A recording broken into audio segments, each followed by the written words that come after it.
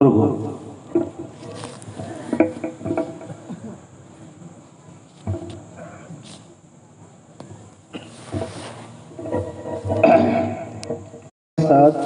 اس زمانے میں، موجودہ زمانے کے اندر، اس عصر حاضر میں جو سب سے بڑا المیہ، سب سے بڑی پریشانی، سب سے بڑی چوٹ یا درگھٹنا وہ یہ ہے کہ ایمان والا ان اعمال کو، جن اعمال کے ذریعے سے صحابہ کرام نے اللہ کی غیبی مدد اور نصرتیں اتروائی تھیں، ان اعمال کو ایمان والا اپنے معمول میں نہیں لا رہا اور ان میں شک کیے ہوئے بیٹھے ہیں۔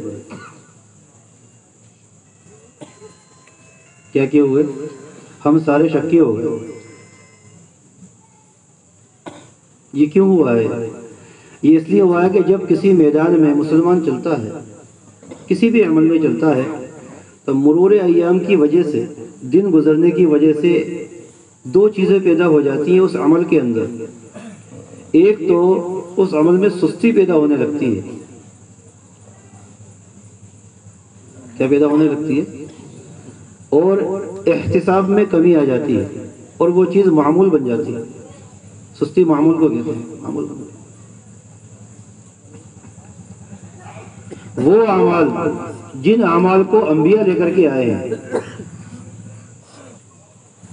جن اعمال کے ذریعے سے انبیاء کی امتوں نے اللہ کے خزانے سے براہ راست فائدہ اٹھایا ہے۔ میری بات دھیان سے سننا، ہو سکتا ہے کوئی میری بات کو الٹا سمجھ لے۔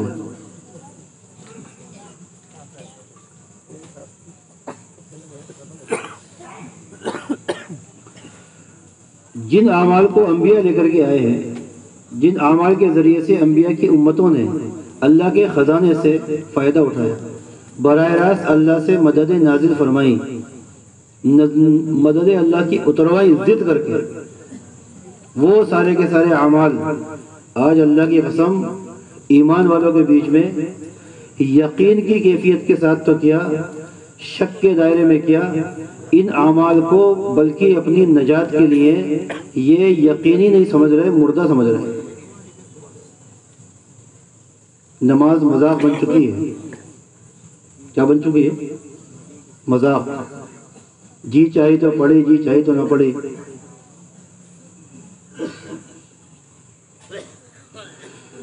جس نماز کی تاکید کے اوپر رسول اللہ کی آنکھیں ٹھنڈی ہوئی ہو، بند ہوئی ہو، آپ نے اللہ کے حضور اپنی جان پیش کری ہو، جس نبی کے آخری الفاظ الصلاۃ الصلاۃ، وہ مذاق بن کے رہ گئے۔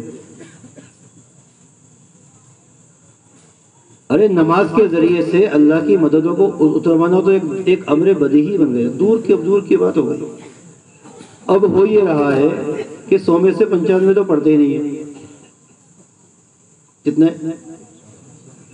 جمعے میں 70-80% آتے ہیں، عید میں 90 آتے ہیں، 10% عید میں بھی نہیں آتے۔ اور 5 وقت کی نماز کا یہ حال ہے کہ 100 میں سے 90-95 بے نمازی۔ یہ کیا مددیں اتروائیں گے اللہ کی راہ؟ یہ تو لٹ گئے، پڑ گئے۔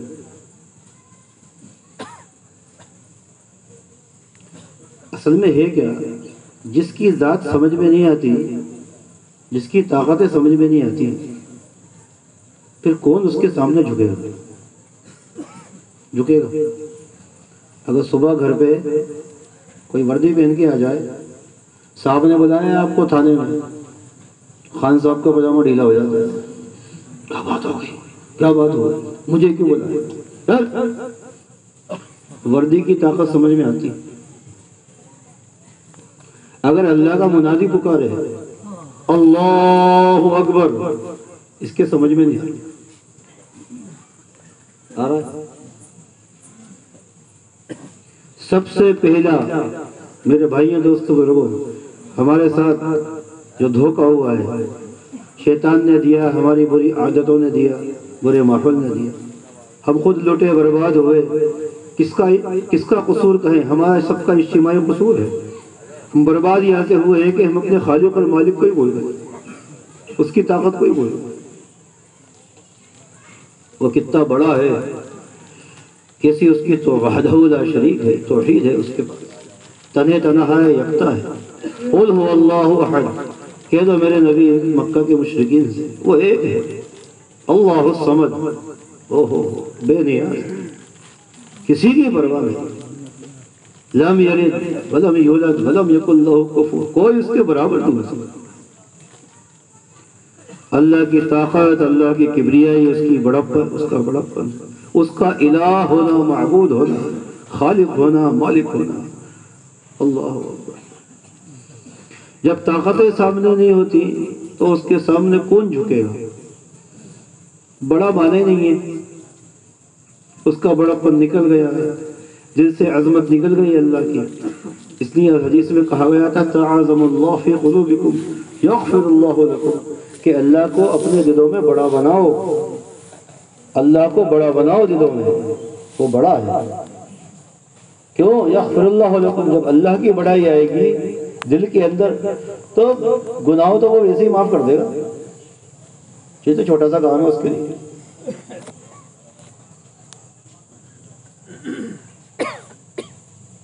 بناؤ گے بھائی، کون ہے سب سے بڑا؟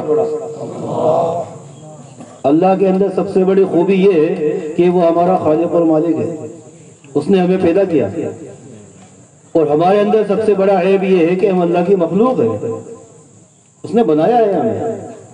هو الذی یصورکم فی الارحام کیف یشاء، وہ اللہ ہے جو ماؤں کے پیٹوں میں ہمیں ہماری شکلیں پیدا کرتا ہے۔ هو الذی اخرجکم من بطون امہاتکم لا تعلمون شیئا، وہ اللہ ہے جس نے ہمیں ماں کے پیٹوں سے باہر نکالا ہے، تم کچھ نہیں جانتے تھے یار، جیسا چاہے اس نے بنا دیا، جیسا چاہے بنا دیا، جس کے گھر میں پیدا کر دیا۔ اللہ، اللہ کی بڑائی، اللہ کی کبریائی۔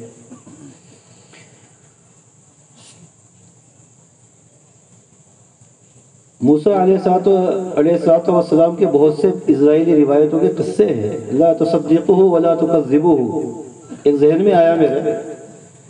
ایک بار موسیٰ علیہ السلام نے پوچھا، اللہ سے پوچھا کوہ طور، اے اللہ پاک، اگر یہ زمین و آسمان تیری نافرمانی کرے، تیری اطاعت پہ نہ ہے، تو کیا کرے گا ان کے ساتھ؟ وَلَوْ أَنَّ الْأَرْضَ وَالسَّمَوَاتِ عصاياك حين قلت لهما ائتيا ونعكرها ما كنت صانعا بهما يا الله، جب تو قیامت میں ان کو بلائے، آؤ، یہ جب قیامت آئے گی تو سورج چاند تو بکھر جائیں گے، گر جائیں گے، زمین کو اللہ پاک مٹھی میں لے لے گا، آسمان کو لپیٹ لے گا، پھر کہے گا من کون ہے بادشاہ؟ اس وقت کے بارے میں سوال کیا، اگر تیرے پکارنے پر زمین آسمان کان نہ دھرے، آئے نہیں، تو کیا کرے گا تو؟ تو یوں کہا اللہ پاک نے، موسیٰ اسلط علیہما دابۃ من دوابی تأتی وتبتلعہما فی لقمۃ واحدہ، میں اپنے جانوروں میں سے اس پوری کائنات کے اوپر، اس میں سورج، چاند، یہ ستارے، سیارے، اور یہ زمین آسمان، ساتوں آسمان، اور یہ زمین پوری، اس ساری کہکشائیں، یونیورس، سارے یونیورسز، اللہ یہ کہہ رہا ہے موسیٰ، میری چراگاہوں میں سے ایک جانور آئے گا، ایک جانور مسلط کروں گا، اور جانور آ کر کے اس پوری کائنات کو ایک لقمے میں کھا جائے گا۔ اللہ، ہمارا وجود کتنا سا ہے یار، 6 فٹی، 5.5 فٹ، پدی کا شوربہ فجر میں اٹھ کے نہیں آ رہا، نفس بڑا کر رکھا ہے ظالم نے۔ تو موسیٰ علیہ السلام نے پوچھا اینہ تلک الدابہ یا اللہ، اللہ وہ جانور کہاں ہے؟ کہا فی مرج من مروجی، میری چراگاہیں ہیں ان میں چل رہا ہے۔ اللہ، اینہ تلک المروج، کہ میری وہ چراگاہیں کہاں ہیں اللہ پاک؟ پھر وہ بولے فی علم من علومی، اس کو میرا گلا پکڑتا ہے، رومال باندھو اس کو، کیوں آواز، کیوں ایک منٹ، آپ کو آواز نہیں آ رہی کیا؟ آواز آ رہی ہے سب کو برابر؟ آواز جس کو نہیں آ رہی ہاتھ کھڑا کر دے، نہیں آ رہی آواز، مشین لگا لے، کھانے میں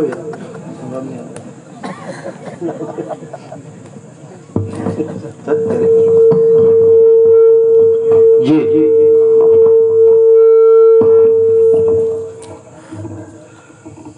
جی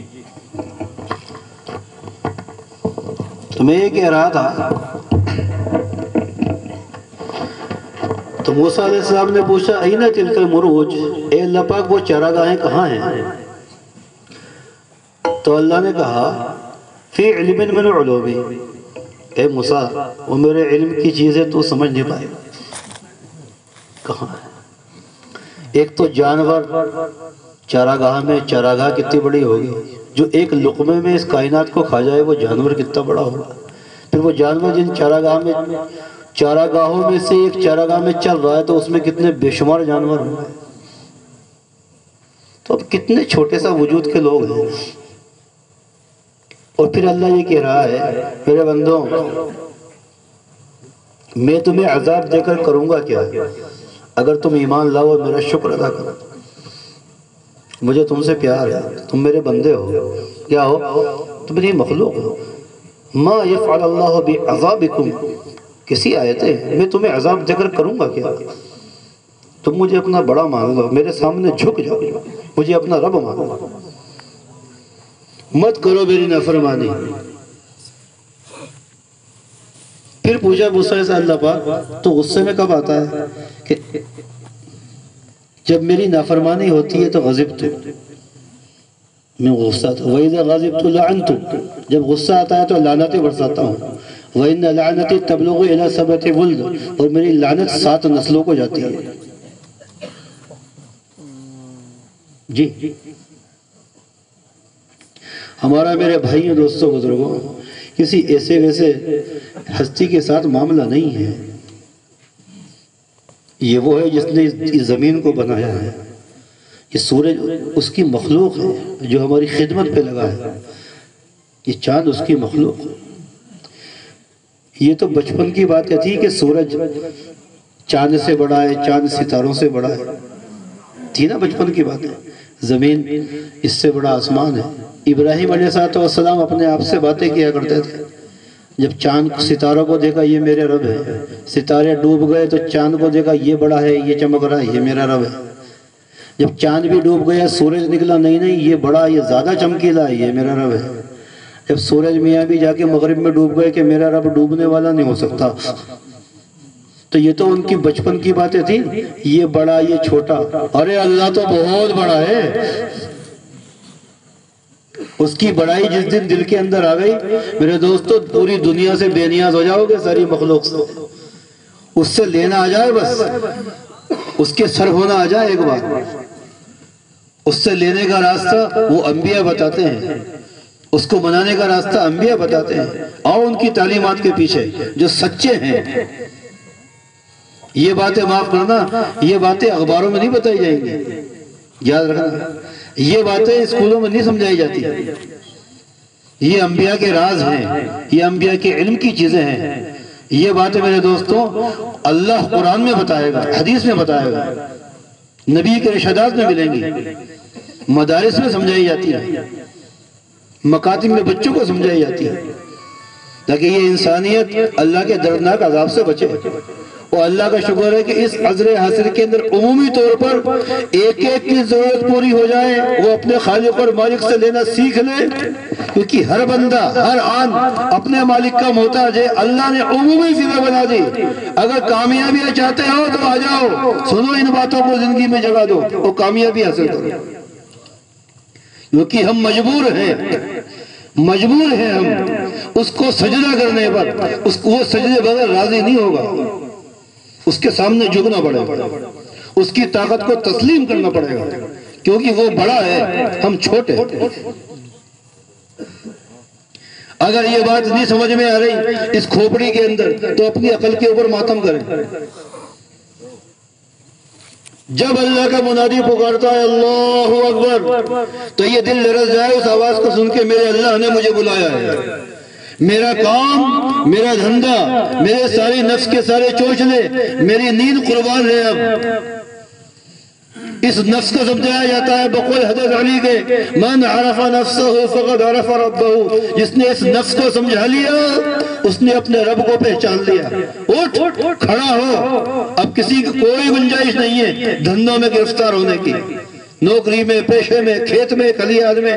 اب سارے اسباب کی شکلوں کو پیٹھ پیچھے ڈال کر اب ساری چیزیں چھوٹی ہو گئی، میرا اللہ میرے سامنے آ چکا ہے۔ اللہ اکبر، تب تو اللہ کو بڑا ماننا ہے۔ اگر یہ نہیں آیا اٹھ کے اللہ کے منادی کی آواز کے اوپر اس نے کان نہیں دھرا اور اللہ کو بڑا نہیں مانا اور اٹھ کے نہیں آیا، تو اس نے عمل سے یہ کہا ہے کہ میں اللہ کو بڑا نہیں مانتا، میں خود بڑا ہوں۔ اس لیے قبر میں اور حشر میں، جہنم کے اندر خصوصی قید خانہ جہنم، جب فرشتے ماریں گے نا اس کو پوچھیں گے تو جہنم میں کیوں آ گیا؟ ایک جملہ کہا قالوا لم نکن من المصلین، ہائے ہماری بربادی، کاش ہم نماز پڑھ لیتے، جھک جاتے اللہ کے سامنے۔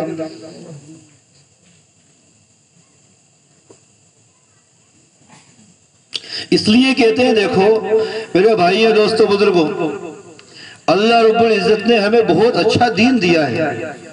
کس نبی کی امت کے اندر ہم ہیں، کیا مقام ہے رسول اللہ صلی اللہ علیہ وسلم کا، کیسی نورانی پاکیزہ شریعت ہمیں دی گئی ہے، کیسی اللہ کی مدد نصرتیں اترا کرتی تھی، آج وہ نظر نہیں آ رہی۔ انتم علی بینہ من ربکم ما لم تظہر فیکم سکرتان، اللہ کی طرف سے بہت اچھی زندگی کے اوپر ہو، ہمیشہ اللہ کی کھلی مددوں کو دیکھنا، نصرتوں کو دیکھنا، اللہ کے فرشتوں کے نزول کو دیکھنا۔ بینہ سے مراد تمام تر فتوحات، غیبی نصرتیں اور مددیں، وہ کھلی نشانیاں ہیں۔ کب تک؟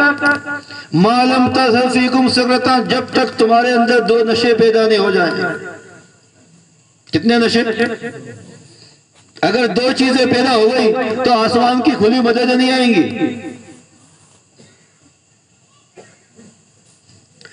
پہلی بات فرمائی رسول اللہ نے سکرت الجہل، جہالت کا نشہ۔ کس کا؟ کسے کہتے ہیں جہالت؟ جہالت اسے نہیں کہتے کوئی اسکول کالج میں نہ پڑھا ہو، نہ، یہ تو کلائیں ہیں، پیٹ پالنے کے راستے ہیں۔ ضرورت ہے ہماری اس کا انکار کرنے والا خود جاہل ہے، ہم منع نہیں کرتے، ہم بھی کالج میں پڑھیں۔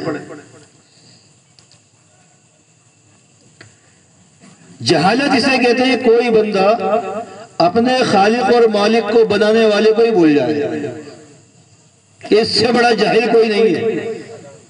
جس نے پیدا کیا اس کی نہیں مان رہا ہے۔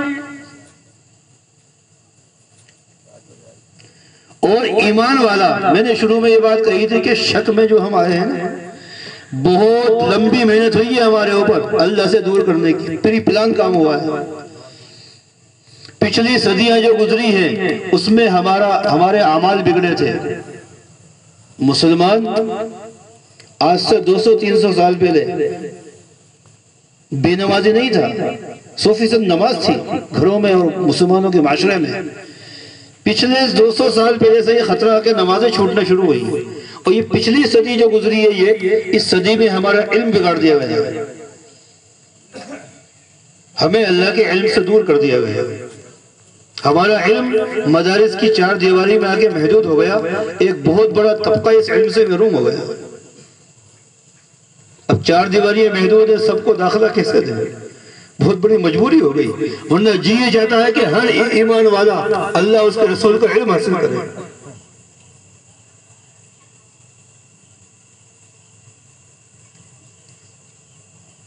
سکرت الجہل، پہلا نشہ، اللہ کو مت بھول جانا، اللہ کے سر ہونا ہر مسئلے پہ۔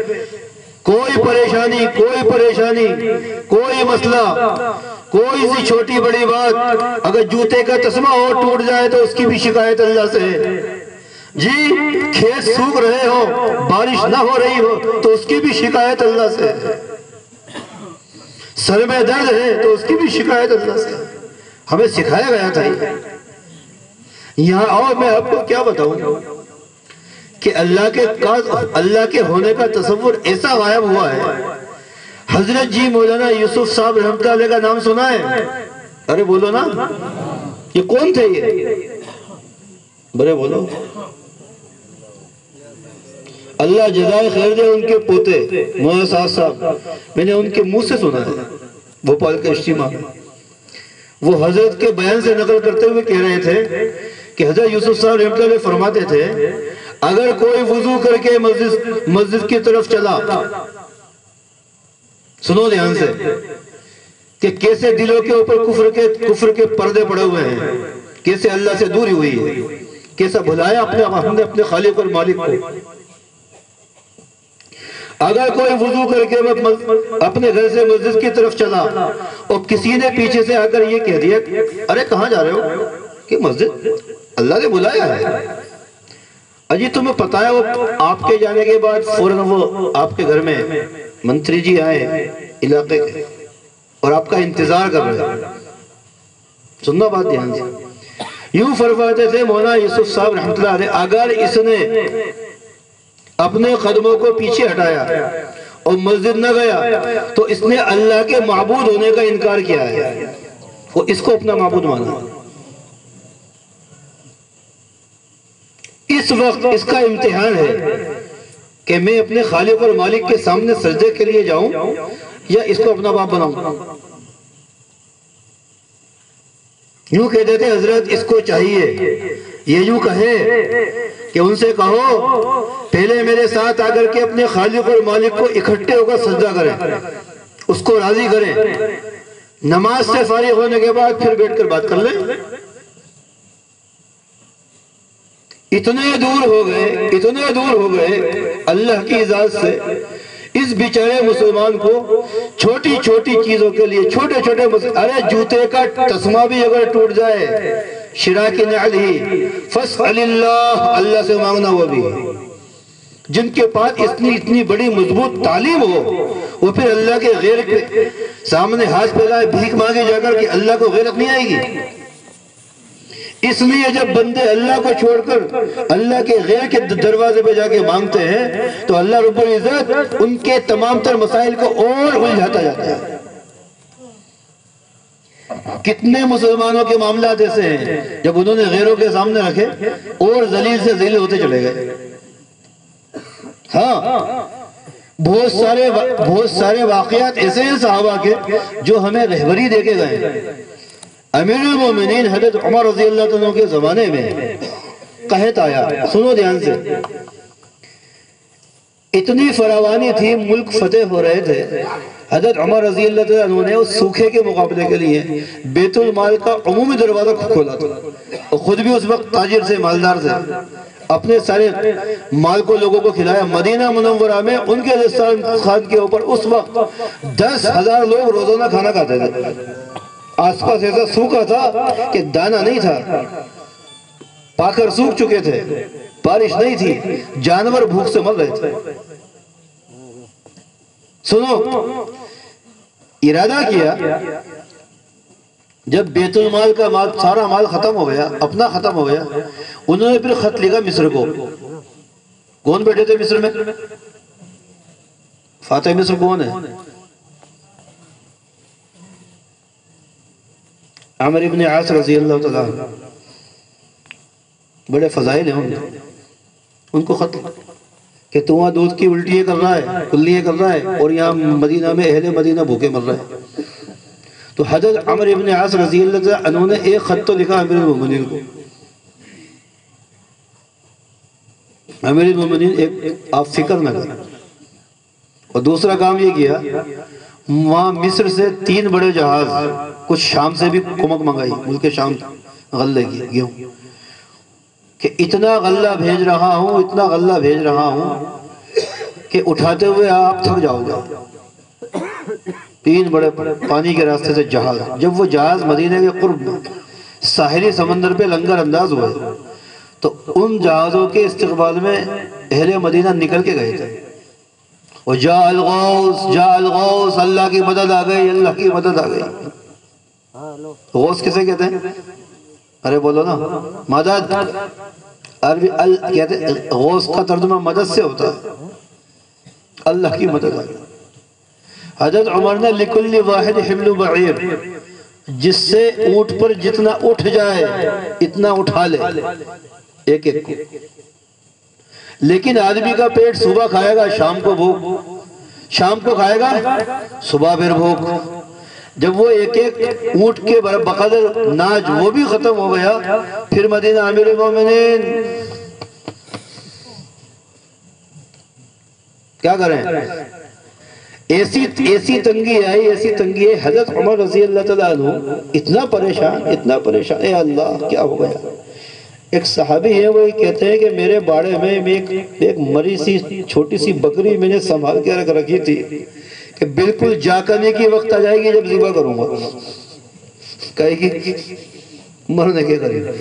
تو ایسی بھوک کی حالت تھی، بچے اس کے گھر والے. ان صحابی نے جا کر باڑے میں اس چھری سے بکری کو ذبح کیا. تو جب اس کی کھال ادھڑی تو ہڈی اور خون کے علاوہ کچھ نہ نکلا. وہ بھی ایسی تھی بیچاری، اور چھری پٹک دی، اسی باڑے میں لیٹ گئے ایسے. واہ محمدہ.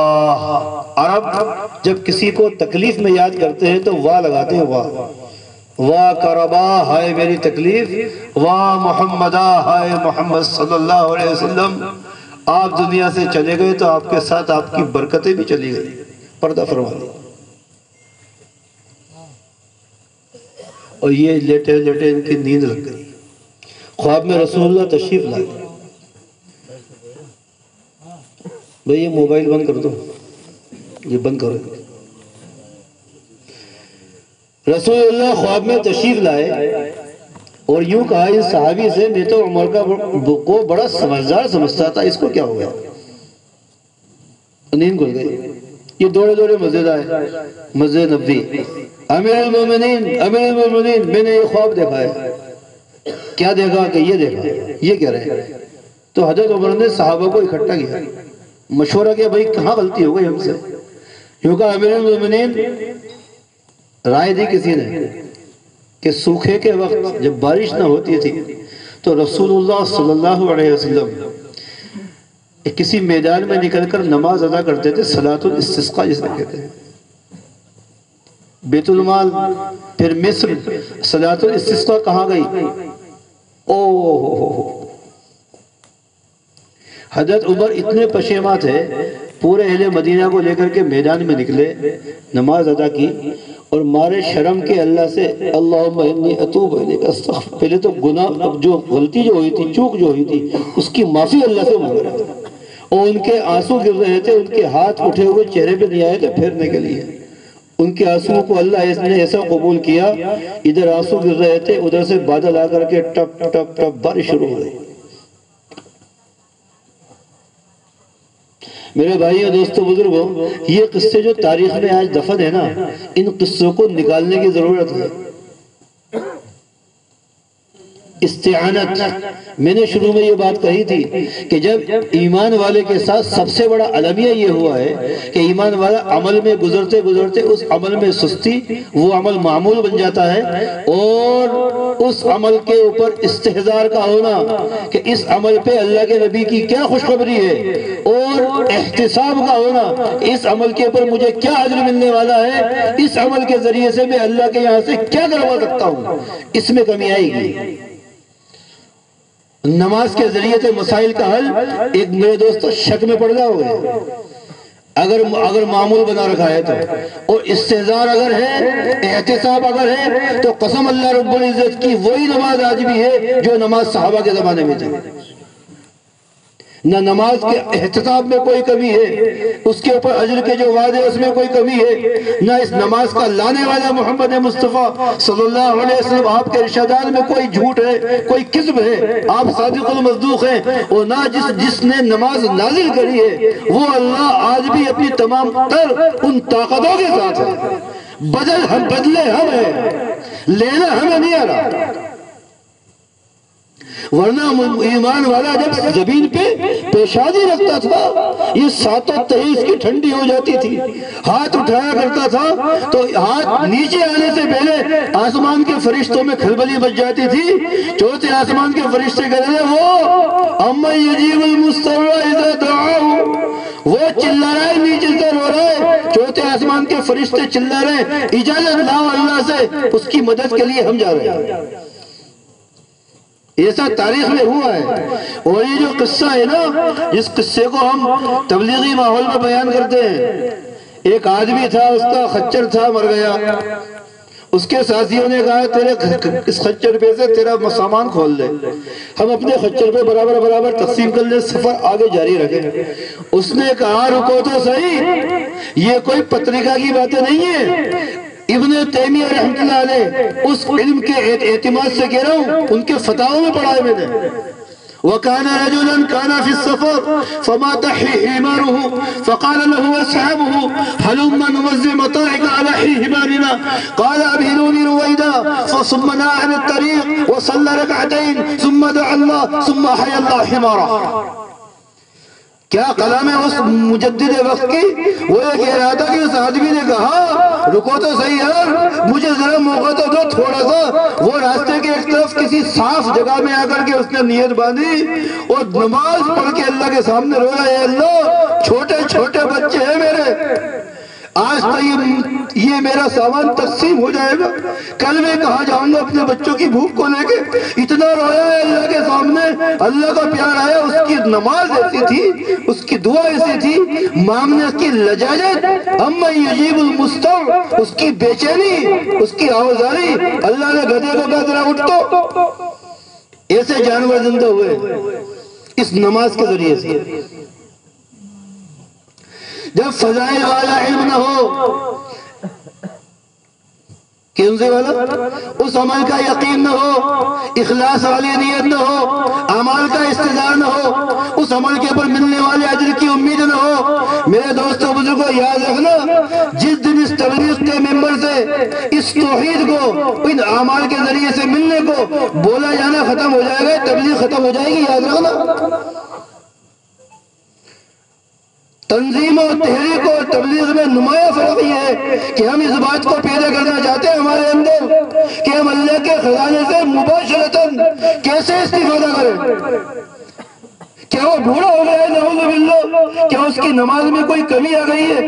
کیا ہمیں نماز یاد نہیں ہے؟ کیا قرآن نعوذ باللہ کوئی پورا کا پورا منسوخ ہو چکا ہے؟ ارے ہمارے یقین میں کمی آئی ہے، اجر کی امید میں کمی آئی ہے. اور یہ جو مجمع بلایا جاتا ہے نا، آپ کو یہاں بلا کر بٹھا کر سارے بیانوں کو لب لباب، سارے مذاکروں کے خلاصے مغز القول یہ ہے، خدا را ان اعمال کے اوپر ہے جن کو مولانا الیاس صاحب فرمایا کرتے تھے. اس محنت کے ذریعے سے وہ سارے اعمال، وہ مددیں، وہ نصرتیں، وہ صحابہ کی کیفیت جو خیر قرون کے اندر تھی، وہ سارا کا سارا معاملہ دوبارہ امت میں پیدا ہو جائے. یہ تبلیغ اس چیز کو پیدا کرنے کی محنت ہے. وہ یہ فرمایا کرتے ہیں جب مجمع بڑھے گا، صفات کم ہوں گی تو یہ کام تنزل کی طرف جائے گا، تنزل کی طرف جائے گا. اگر صفات نہیں ہے تو اجتماع دینا صاحب بھیڑ اکٹھی کر کے بتائیں گے ہزاروں کی اجتماع لینے آئے لڑنے آئے. اگر نماز کی کیفیت کو روتے ہیں کہ ہم ایسی خوشی سے نماز پڑھائیں گے لوگوں کو، ایسے خوشی والے پیدا کریں گے لوگ، تو کیا عید کی خوشی کیا بقرعید کی خوشی کہ ہمارے محلے کے اندر کوئی ایک بے نمازی نہیں ہے. ساری ماں بہنیں ہماری تہجد کی پابند ہے، تلاوتوں کی آوازیں صبح گھروں کے کویلوں سے باہر نکلتی ہے. ہمارا بچہ اس کے چہرے کو دیکھ لو، اس کے لباس کو دیکھ لو، محمد مصطفیٰ کا غلام ہے. اجتماع دے دو، یہ کوئی میلہ ہے؟ ہم کس چیز کو رو رہے ہیں یہاں بیٹھ کے؟ ہوش میں آؤ میرے بھائی، ہوش میں. اگر اللہ سے لینے نہیں آیا، اس تبلیغ سے گزر کے چلے جاؤ گے. یہاں ٹھہرنا مردوں کا کام ہے. اس لیے ان اعمال کے ذریعے سے، جن اعمال کے ذریعے سے اللہ کی مددوں کو اتروایا جاتا ہے. قربان جائے حضرت مولانا شاہ الیاس صاحب نور اللہ مرقدہ، اللہ ان کی قبر کو نور سے منور فرمائے، اللہ ان کے خانوادے کی حفاظت فرمائے.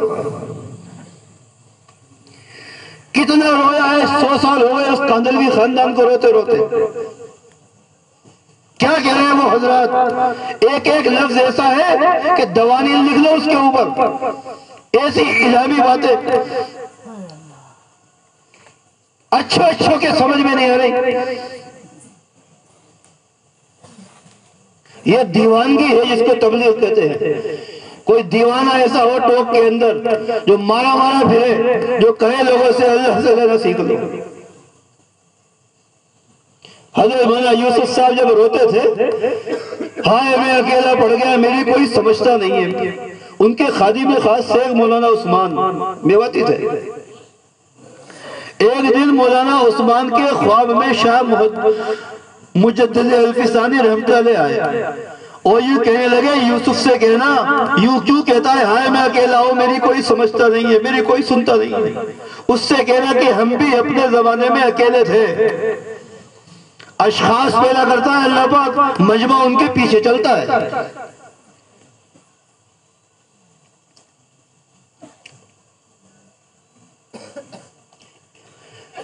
اللہ سے ہوگا، اللہ کے کرنے سے ہوگا، اللہ کرتا ہے، اللہ بڑا ہے. اتنی توحید کو بولا حضرت مولانا یوسف صاحب نے کہ حضرت مولانا علی میاں کو کہنا پڑا پچھلی 5 صدیوں میں ایسے توحید کو بولنے والا نہیں آیا. جس دن یہاں سے توحید کے مذاکرے چلے گئے آپ تبلیغ سے نکل جاؤ.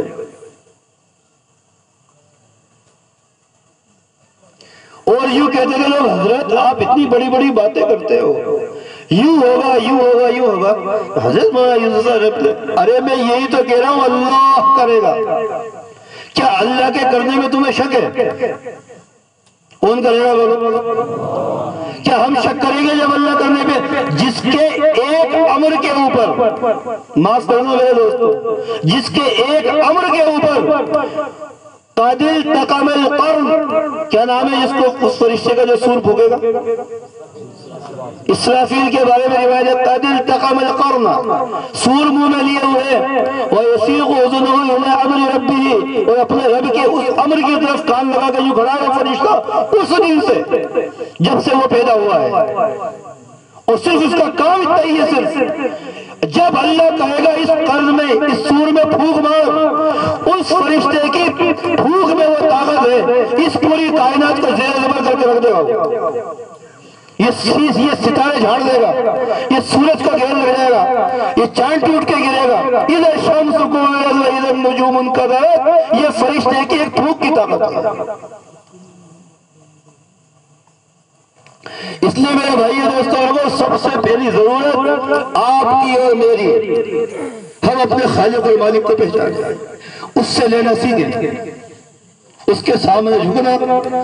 اس لیے کہہ رہے ہیں یہ ہمارا یہاں کا جڑنا، ہمارے یہاں کے مذاکرے، سارے مذاکرے ان کا ما حصل لب لباب، کہ ایمان والے کو اپنے ایمان کی کمزوری کا احساس ہو اور پھر وہ اپنے ایمان یقین کو بنانے کی محنت میں لگے.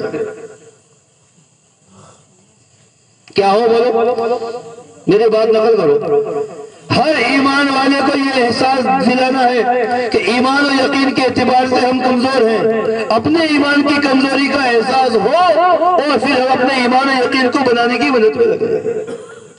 اول صلاحی هذه الامه بالیقین والزہد واول فسادها بالبخل والعمل، کہ میری امت کی شروعات، میری امت نے ایمان سیکھا تھا مجاہدوں کے ساتھ. کائے کے ساتھ؟ وَأَوَّلُ فَسَادِهَا بِالْبُخْلِ وَالْعَمَلِ، میری امت تباہ اور برباد ہوگی بخل، نہ دین کے اوپر جان لگائے گی نہ مال لگائے گی، کنجوسی کے ساتھ، والعمل، اور دنیا کی چیزوں کی حرص.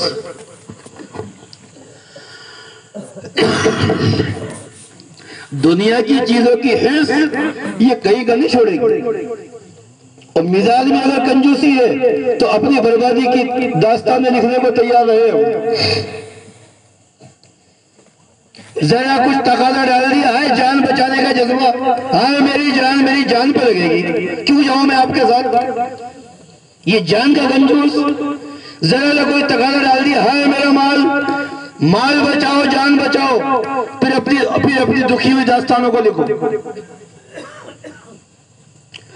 اس لیے میرے بھائی اور دوستوں کو ہماری جو بنیاد ہے، ہم پابند ہیں اس بات کے ایمان یقین کے مظاہرے زندگی میں صفت مجاہدے کے ساتھ. یہاں سے اس امت کی تعمیر ہے جو رسول اللہ کا مضبوط ارشاد ہے. بیہقی شریف کی روایت ہے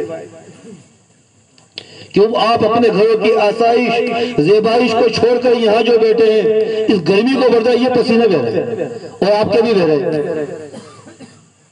اتنا بھی اگر مجاہدہ کر لیا اور ایمان یقین کے مذاکروں پہ آ گئے, زاہدانہ زندگی مجاہدوں کے ساتھ, رسول اللہ کہہ رہے ہیں میری امت کی اٹھنے کی بنیاد ہے. اگر چند گھڑیاں قربانی دے کر کے گھر کے نرم بستروں کو چھوڑ کر جی گرم کھانوں کو چھوڑ کر جی, اور اس سے آگے میں کہوں گا نہیں, اپنی ذات کی تنہائیوں کی نرمیوں گرمیوں کو چھوڑ کر تھوڑی سی قربانیاں دے کر اگر آپ یہاں آ کر کے مجاہدہ برداشت کر رہے ہو اور ایمان یقین کے مذاکرے میں بیٹھے ہو, میرے قابل احترام دوستوں بزرگوں, یقین جاننا اس مذاکرے سے ایمان کو پانی ضرور لگے گا. تو پھر کیا خیال ہے آپ کا اگر اس مدت کو بڑھا دیا جائے؟ ارے سمجھ رہے ہو کچھ؟ ایک رات یہاں سو کر کے دیکھو, پھر 2 راتیں سو کر دیکھو, اور تہجد پڑھو یہاں پر. 3 دن کا جو اجتماع ہوتا ہے کیوں مشق کرائی جاتی ہے؟ چھوڑواؤ ان سے گھر. حضرت مولانا یوسف صاحب فرمایا کرتے تھے ہم اپنے گھروں کے تعیش کے نقشوں سے بگڑے ہیں. یہ اس امت کا بگاڑ ان کے گھر کے تعیش کے عیش کے نقشے ہیں, ان گھروں کے نقشوں نے ہمیں بگاڑا ہے. ہمارا سدھار ایمان یقین کے مذاکروں پہ اکٹھا ہونے سے, صفت مجاہدے کے ساتھ اس سے ہوگا, ورنہ کچھ نہیں ملنے والا.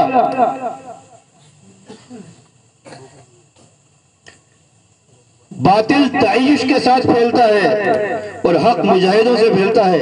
حضرت عمر رضی اللہ عنہ کا ارشاد ہے.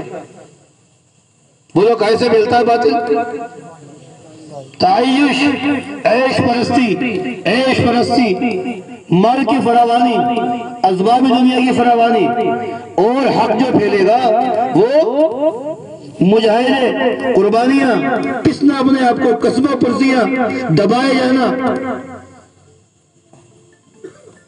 اور پھر جب اس کا من جانب اللہ, سنو, جب یہ محنت ہوگی ایک معتدی طبقہ امت کا اس کے اوپر جمع ہوگا, اور جب اس محنت کے نتائج سامنے آئیں گے دنیا حیران اور شزد رہ جائے گی یہ ہوا کیا. ابھی کچھ سمجھ میں نہیں آئے گا. انبیاء کی محنت نتیجہ لے کے آتی ہے. بقول حضرت مولانا الیاس صاحب کہ میں اس کام کو قائل نبوت یقین کر کے کرتا ہوں. اگر ان کے ارشادات کے مطابق یہ اگر نبوت کی محنت ہے, نبی کا کام ہے, نبی کا درد اور غم ہے, رسول اللہ کے خاتم الانبیاء ہونے کی وجہ سے آپ کی برکت سے ہمیں اگر یہ نعمت ملی ہے, اگر یہ وہ کام ہے تو یقین رکھنا یہ کام نتیجہ لے کے آئے گا. اور شک مت کرنا, یہ کام نتیجہ لے کر آئے. اگر یہ نتیجہ لے کر نہ آئے تو نظام الدین کی 4 دیواری سے نکل کر دنیا کے کونے تک نہیں جاتی. اور یاد رکھنا یہ کام کوئی حضرت مولانا چراغ صاحب کے بس کے نہیں ہے, یہ اتنا بڑا حضرت مولانا سعد صاحب کے بس کے نہیں ہے. یہ اللہ اپنا نظام چلا رہا ہے.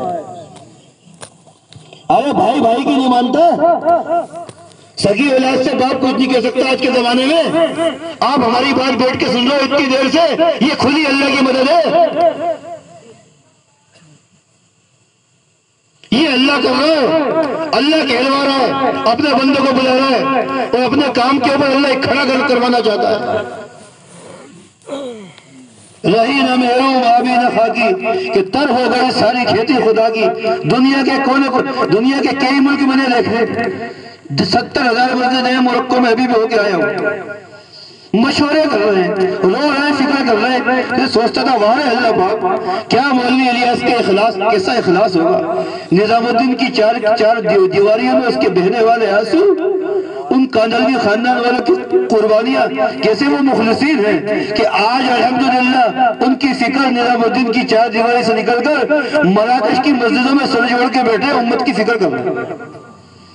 256 ملک کے مارے پھر رہے, کروڑوں لوگ بستر لے کے پھر رہے. یہ اللہ کر رہا ہے. کون کر رہا ہے؟ یہ میرے آپ کے بس کے کرنے سے نہیں ہو رہا، میرے بولنے سے نہیں ہو رہا، آپ کے سننے سے نہیں ہو رہا، یہ سارا نظام اللہ کا چلایا ہوا ہے۔ ارے بولو ہے نہیں ہے؟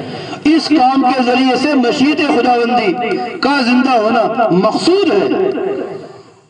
اس کام کے ذریعے سے اللہ کے حکمات زندہ ہو مقصود ہے۔ اللہ کی ذات کو پہچانے، وہ صفات علیہ جو صحابہ کے پاس تھی، ان صفات کے ذریعے سے جن سے اللہ کے خزانوں سے استفادہ کیا کرتے تھے، وہ تمام تر صفات ہمارے اندر پیدا ہوں۔ اس کام سے یہ بات چلی جا رہی ہے۔ اس لیے ایمان، یقین، نماز کی مشق، علم کی مشق، تنہائیوں کے ذکر، اذکار، تہجدیں جس کو ذکر کہتے ہیں، دو قول مولانا الیاس صاحب کے، جب اس کام میں سے علم اور ذکر نکل جائے گا، یہ کام آواراؤں کا ٹولہ بن جائے گا۔ ذکر کا اہتمام، علم کے حلقے، علماء کی صحبت، ماشاءاللہ زادہم اللہ شرفاً، 90 دوسرے سال کی جماعت علماء کی اس ہندوستان سے نکلی ہوئی ہے۔ ہزاروں علماء اللہ کا فضل کرم اس کام کو لے کر کے اپنی سرپرستی میں عوام کو لے کے چلنے، اللہ ان کی ان قربانیوں کو قبول فرمائے۔ ہزاروں علماء ہیں، علم کے حلقے، علماء کی صحبت، ذکر کا اہتمام، تہجد میں اللہ کے سامنے رونا، آہوازاریاں کرنا، ایک دوسرے کا ادب، احترام، اکرام دیکھنا، پھر اخلاص کی گرمیاں، راتوں کے تنہائیوں میں اٹھ کر اللہ کے سامنے اپنی نفی کرنا اور کہنا اللہ مجھ سے کچھ نہیں ہوگا، کرنے والی ذات بولو کس کی ہے؟ اللہ تیری ہے۔ اللہ کو منانا، اللہ میرے دل کی محنت سے کچھ نہیں ہو سکتا، جو کچھ کرے گا بولو کون کرے گا؟ اللہ کرے گا۔ اجتماع کون کرے گا؟ اللہ کرے گا۔ میری اپنی طاقت، میں بھیڑ اکٹھی کر کے آیا ہوں، میں یوں، ارے کچھ نہیں ہو پائے گا جب تک اللہ نہیں چاہے گا۔ اس سے مانگنا، اس سے رونا، اس کے سامنے دھونا۔ ایک دیوانہ پیدا ہو جائے، ادھر اجتماع تھا کسی صوبے کا دکن میں، حضرت جی سے اجتماع کی تاریخ مانگ رہے، حضرت نے پوچھا کیسے ہوگا؟ وہ ذمہ دار، حضرت میں مارا پھروں گا، میں ساری راتیں اللہ کے سامنے رہوں گا۔ ٹھیک ہے، اب ہوا۔ ایسے نہیں ہوتے کام، یہ تو پسنے کا کام ہے۔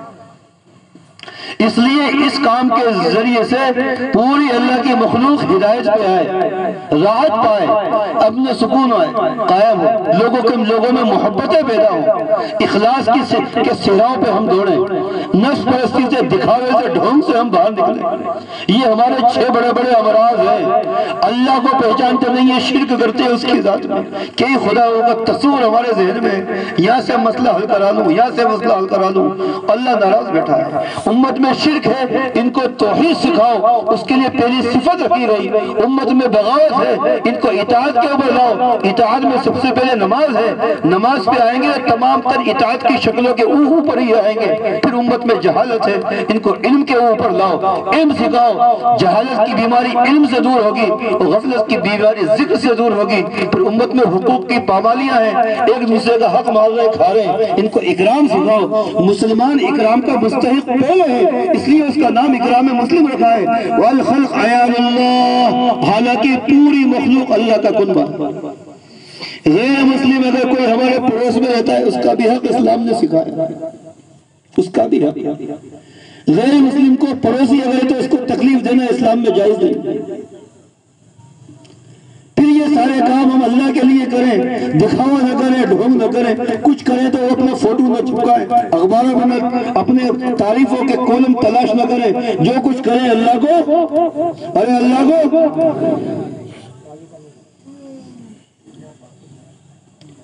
اس لیے میرے بھائیو یہ صفات ہیں، ان صفات کا مذاکرہ آپ کے سامنے کریں اللہ کے واسطے میرے بھائیو۔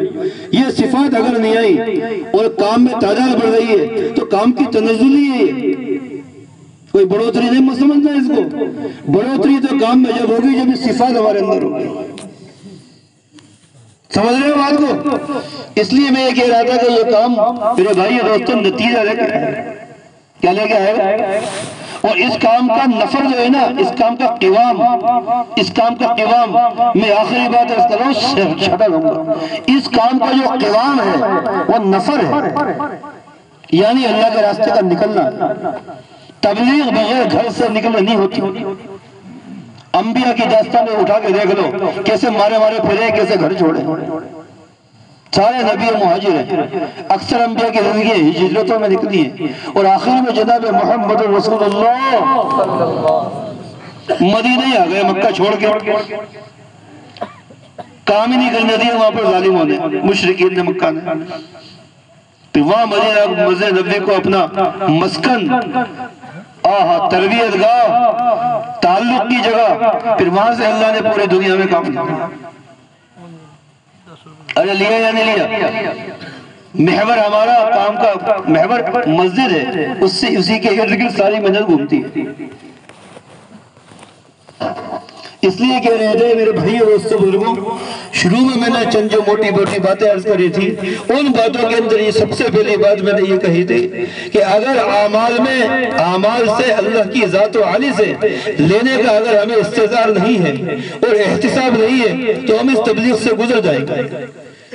اعمال کے ذریعے سے اللہ سے لینا، دو رکعت نماز پڑھ کے اللہ کے سامنے اپنے مسئلوں کو رکھنا، اس سے حل کروانا، انشاءاللہ اس مزاج کے اوپر آئیں گے۔ نماز کو ایسا ویسا مت سمجھنا۔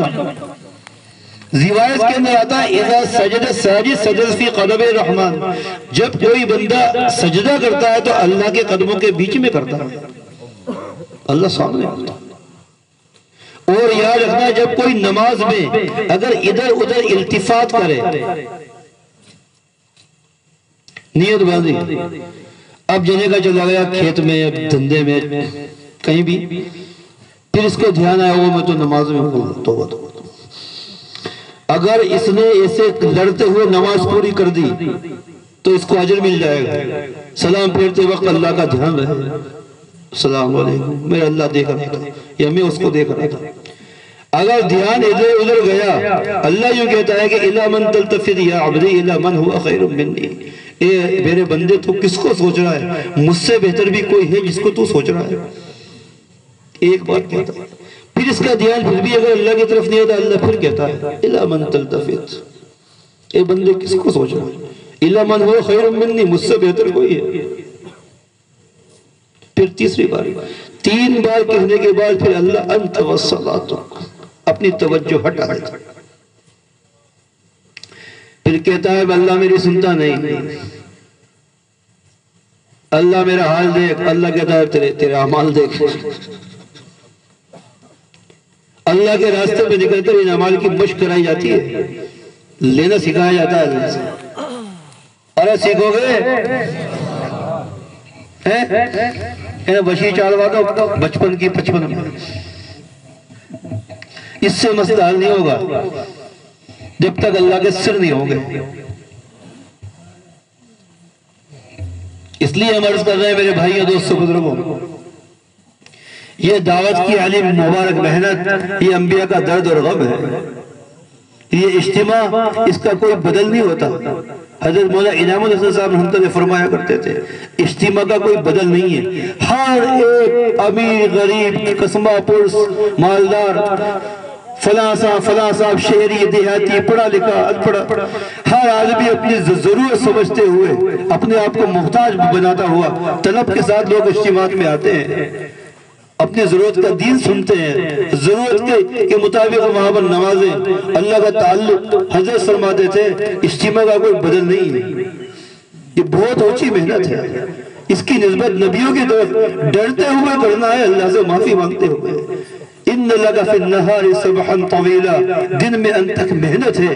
اللہ کے نبی مکہ المکرمہ میں نہیں نکلتے تھے، دعوت دیتے تھے لوگوں کو، منہم ملتفل علی وجہہ، بعض لوگ ایسے ہوتے تھے جو آپ کے چہرے پر تھوک دیا کرتے تھے، منہم من حسا علیہ التراب، بعض آپ کے اوپر مٹی پھینک دیتے، منہم شتمہ و صبہ، بعض حضرات ایسے ہوتے تھے جو رسول اللہ کو ننگی کالیاں بکا کرتے تھے۔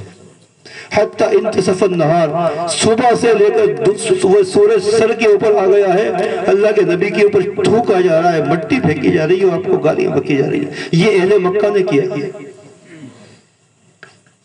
ہمیں کرتے ہوئے شرم آتی ہو، اور کتنا کچھ آپ نے لگایا ہے دعوت۔ 10 سال ظالموں نے ایسے، 10ویں سال میں جب ابو طالب کا انتقال ہو گیا، آپ کے چچا کا جو پیچھے سے پناہ بنے ہوئے تھے، ان کے ہوتے ہوئے کسی مکہ کے سردار کی دوسرے بدماشوں کی ہمت نہیں ہوتی تھی کہ نبی کے اوپر ہاتھ ڈالنا۔ نبوت کا 10واں سال عام الحزن تھا، غم والا سال تھا۔ پیاری بیوی حضرت خدیجہ رضی اللہ تعالی عنہ جنہوں نے ہر موقع پہ ساتھ دیا تھا، ان کا بھی کچھ دنوں بعد انتقال ہو گیا۔ باہر کا سہارا اور اندر کا سہارا ٹوٹ گیا۔ ان کے حوصلے بڑھ گئے اور پٹائیاں وغیرہ شروع ہو گئی، اور پورے 13 سال کے عرصے میں 250 لوگوں نے کلمہ پڑھا ہے۔ کتنے؟ جو تاریخ میں جن کے نام ہیں۔ انہوں نے چلنے نہیں دی بات۔ 40 سے 45 ہزار کی آبادی تھی مکہ کی اس زمانے میں جب نبی پیدا ہوئے۔ نہیں چلنے دیں گے تیری بات محمد یہاں پہ۔ نبوت کے 10ویں سال میں جب یہ حادثہ ہوا، آپ پھر امید لگا کر کے طائف گئے تھے، اور طائف میرے دوستوں بزرگوں اس زمانے کی ایک بڑی آبادی تھی مکہ کے بعد، مدینہ سے تھوڑی سی کم آبادی تھی، بڑا شہر تھا، کوئی 15-20 ہزار کی آبادی تھی۔ ان سرداروں سے بات قصہ بڑا مشہور ہے، آپ نے کئی دفعہ سنا ہوگا، سنا ہے نا؟ ارے بولو سنا ہے نا؟ کیا ہوا تھا وہاں پر؟ ارے بولو کیا ہوا تھا وہاں پر؟ میرے ماں باپ قربان و حضرت شیخ کے علم کے اوپر، وہ محدث اعظم حضرت مولانا زکریا صاحب رحمۃ اللہ علیہ نے فضائل اعمال کی ابتدا اس قصے سے کری ہے۔ کیسی فراست تھی ان کی دعوت کے کام کے اوپر۔ اور یہ کوئی ایک دن کی بات نہیں ہے کہ آپ نے ایک دن میں ان کو سرداروں سے کہا واپس آ گئے ہو۔ میں نے ابن ہشام میں تفصیل پڑھی ہے اس کی۔ رسول اللہ بار بار ان کے سرداروں کے پاس جاتے، میری بات سنو، وہ دھتکار دیتے۔ ایک کا نام محمود تھا، ایک کا نام حبیب تھا، ایک کا نام ابن قلیل تھا۔ اور بڑے آئے، نبی بن گئے، تجھ سے بات کرنا نہیں چاہتا، جھوٹا ہے شاید تو۔ ایسے بدتمیز والے جواب، زبان کے تیر جو ہے نا زخمی زیادہ کرتے ہیں۔ نبی ہونے کے باوجود آپ کے منہ پہ کہہ رہے ہو اللہ کو کوئی دوسرا نہیں ملا آپ کو نبی بنانے کے لیے، یہ کتنی بڑی گستاخی ہے آپ کی شان میں۔ آپ نے پھر بھی پیا برداشت کیا۔ وَكَانَ يُعْلِدُ نَفْسُهُ عَلَيْهِمْ مِرَارًا وَتِكْرًا حَتَّى مَدَتْ 10 أَيَّامٍ۔ 10 دن تک اللہ کے نبی نے اپنے آپ کو ان سرداروں پہ پیش کیا ہے۔ کتنے دن تک؟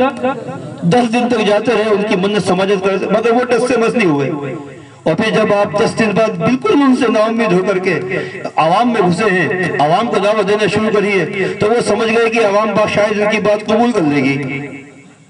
ان کو یہ بات بری لگی، جب ہم نہیں مان رہے تو ہماری عوام سے کیوں بات کر رہے ہو؟ تو پھر انہوں نے اللہ کے نبی کے پیچھے وہ بدماش لگا دیا۔ بڑے لوگوں کے چیلے چپاٹے بہت سارے ہوتے ہیں، ہوتے نہیں ہوتے شہر میں؟ ارے ہوتے نہیں ہوتے؟ آنے تو الیکشن دیکھنا پھر تو اللہ کی پناہ میرے بھائی اور دوستوں بزرگوں، اللہ کے نبی کو جو اللہ نہ کرے کسی کے ساتھ ایسا ہو، کسی نبی کے ساتھ۔ ہمارے نبی کا جسم اطہر ایسا تھا کہ 100 پہلوانوں کی طاقت اللہ پاک نے دنیا میں دی تھی۔ کتنے؟ مکہ کا مشہور پہلوان جس کا نام رکانہ تھا، اس کے بارے میں مشہور تھا کہ 100 پہلوانوں سے اکیلا، 1000 آدمیوں سے اکیلا مقابلہ کرتا تھا۔ وَكَانَ يُحَازِي أَلْفَ رِجَالٍ، 100 آدمی نہیں، 1000 آدمی، ایسا پہلوان تھا رکانہ۔ اس کو دعوت دی اللہ کے نبی، اس نے کہا مجھے کشتی میں ہرا دو، کلمہ پڑھ لوں گا۔ تو دنگل قائم ہوا اور رسول اللہ اترے اکھاڑے کے اندر، رکانہ سامنے آیا، آپ نے اس کو پاس جا کے اٹھا کے پٹک دیا۔ یہ کون سا داؤ لگایا محمد تم نے؟ اس بیوقوف کو کیا پتا یہ کون ہے؟ یہ رسول اللہ ہے۔ ان الرجل يعطى في الجنة قوة مياه، ان الرجل يعطى في الجنة قوة مياه۔ صحیح روایت کے اندر آتا ہے کہ جنتی کو 100 پہلوانوں کی طاقت اللہ جنت میں دے گا، اور انبیاء کو یہ طاقت دنیا میں ملتی ہے۔ 100 پہلوان، وہ کہاں رکانا؟ اٹھایا بھیگ دیا، تیسری بار بھیگ دیا، پھر اس نے کلمہ پڑھا لا الہ الا اللہ۔ میرے بھائیو دوستو بزرگوں، ان ایسا وجود رسول اللہ کا ایسا جسم اطہر، فخم القرادیس، مضبوط جوڑ والا بدن، ان جب طائف والوں نے پتھر برسائے تھے تو ابن ہشام کی روایت کے اندر تقریباً 4.5 مائل، کتنے؟ 4.5 کلومیٹر، 3 میل، وَقَالَ يَرْمُونَ عَلَيْهِمْ حِجَابٍ حَتَّى مَدَى 3 أميال، 3 میل پتھروں کی بارش ہوئی تھی اللہ کے رسول کے اوپر۔ کتنے؟ جب یہ وجود جو اتنا طاقتور ہے پھر نڈھال ہوا ہے۔ زید ابن حارثہ آپ کے بیٹے ساتھ میں تھے، یہاں پتھر لگاتا ہوں، سر پھٹ گیا تھا، وہ ایسے اللہ کے نبی کو بچا رہے تھے، یہاں سر پھٹا ہوں، اور جیسے جیسے پتھر برستے گئے زید ابن حارثہ بھی ہمت آ گیا، تڑ پورا جسم لت پت خون بہ رہا ہے، جوتیوں میں اکٹھا ہو رہا ہے، اور آپ نڈھال ہو کر کے جیسے گرنے لگے، زید ابن حارثہ نے اپنے کاندھے پہ جھل لیا اور بھاگے ہیں وہاں سے کاندھے کے اوپر ڈال کر، اور ایک باغ میں جا کر کے پناہ لیے، وہ بھی دشمن کا باغ تھا۔ اس کو رحم آ گیا، ہائے یہ محمد کو کیا ہو گیا، کتنا مار، کن ظالموں نے مارا ہے۔ پھر وہاں آپ نے دعا مانگی تھی، اس دعا کو اگر اللہ توفیق دے، کبھی اپنی راتوں کی تنہائیوں میں، کبھی کسی فرض نماز کے بعد، ارے اپنے بچوں کو یاد کرا دو، یہ بڑی جامع دعا ہے۔ کبھی تنہائیوں میں اللہ سے کہا کرو جو اللہ کے نبی نے کہا تھا، ایسی مسکنت، اللہم انی اشکو ضعف قوتی وقلت حیلتی وحوانی علی الناس، انت رب المستضعفین، الى من تکلنی، الى بعید تجہمنی، ام الى عدو ملکتہ امری۔ اے اللہ میں طائف گیا تھا، طائف والوں کو سمجھا نہیں پایا، میں اپنی بیچارگی کی کمزوری کی شکایت تجھ سے کرتا ہوں، تو ہی ضعفاء کا رب ہے، میں کسی اجنبی کی کوئی شکایت نہیں کرتا، تو میں کسی کے حوالے مت کرے جو مجھے دیکھ کر کے اپنا منہ پھیر لے۔ اعوذ بنور وجهک الذی اشرق له الظلمات، میں تیرے اس چہرے کے نور کی طفیل پناہ مانگتا ہوں اس بات کی، ان تنزل علی سخطک، تیرا عتاب میرے اوپر نازل ہو، او یحل علی سخطک، تو ناراض ہو مجھ سے، لک العتبى حتی ترضى ولا حول ولا قوة الا بک، اے اللہ تیرا راضی کرنا بہت ضروری ہے، تو ناراض مت ہونا، تیرے علاوہ کوئی طاقت نہیں ہے، تیرے علاوہ کوئی قوت نہیں ہے۔ اتنی بڑی قربانی دے کر کے، اتنے پتھر کھا کر کے، زبان پہ جس نبی کی ذرہ برابر شکایت نہیں آئی، ہم تو شکایتوں کے دفتر کھول کے بیٹھے ہیں، یہ یوں کر رہا ہے، یہ یوں کر رہا ہے، کیا کریں گے تبلیغ؟ پھر روئے ہیں آپ، اللہ سے معاف، اپنی شکایت، وہاں سے قرن صالب تک پہنچے تھے، اس دعا کو مانگے، بادل نے سایہ کیے ہوئے تھا، اس میں سے جبریل کی آواز آئی، السلام علیکہ یا رسول اللہ، وہ فرشتہ ساتھ میں تھا پہاڑوں کا، یا رسول اللہ، اللہ نے آپ کی بات سنی ہے جو ان سرداروں سے ہوئی، اور جو کچھ آپ کے ساتھ ہوا اللہ نے دیکھا ہے، آپ حکم دو اس فرشتے کو، یہ آپ کا غلام ہے۔ اس فرشتے نے سلام کیا، آپ اجازت دو ان طائف والوں کو دونوں پہاڑوں کے بیچ میں پیس دو، یہ طائف پہاڑوں کے بیچ کی آبادی میں تھا، چکی کے ذرا ان پہاڑوں کو چلاؤں گا، پیس کے رکھ دوں گا۔ انی لأرجو اللہ ان یخرجن من اسلاب من یوحدون اللہ، میں تو اللہ سے یہ امید کرتا ہوں کہ ان کی نسلوں سے، ان کی پیٹھوں سے ایسے لوگ نکلے جو اللہ کو ایک مانیں، اللہ کی توحید کو مانیں۔ اس سے کہتے ہیں تبلیغ، جس تبلیغ کے لیے ہم یہاں، یہ کوئی کھیل تماشا نہیں ہے، یہ کام ہے، یہ درد ہے رسول اللہ کا، آنے والی تمام تر انسانیت، موجودہ انسانیت اللہ کے عذاب سے بچ جائے، جہنم سے بچ جائے، جنت میں چلی جائے، اس فکر کے اوپر یہاں جمع ہوئے، اور کوئی فکر نہیں ہے ہمارے۔ آئے سمجھ میں آ رہی ہے بات؟ اس لیے آپ سے کہہ رہے ہیں کہ یہاں آقا آنا، اس درد کو لے کے جانا ہے جو اللہ کے نبی کا درد ہے، اس کو دعوت کہتے ہیں۔ یہ 6 نمبر دعوت و تبلیغ، یہ چلہ 4 مہینہ، یہ اس چیز کو حاصل کرنے کا راستہ ہے، مقصود چلہ 4 مہینہ نہیں ہے۔ آج مجھے نبی کا درد لگ جائے، ہائے میں نبی کی جگہ مارا پھرو، ارے پھرو گے؟ کون ہے اس مجمع کا جو کہے کھڑا ہو کر کے میرا نام لکھو، مجھے پھراؤ، میں دیکھنا چاہتا ہوں، بتاؤ کون ہے اس مجمع کا؟ ارے ڈر کیوں رہے ہو؟ کھڑے ہو کے بتاؤ۔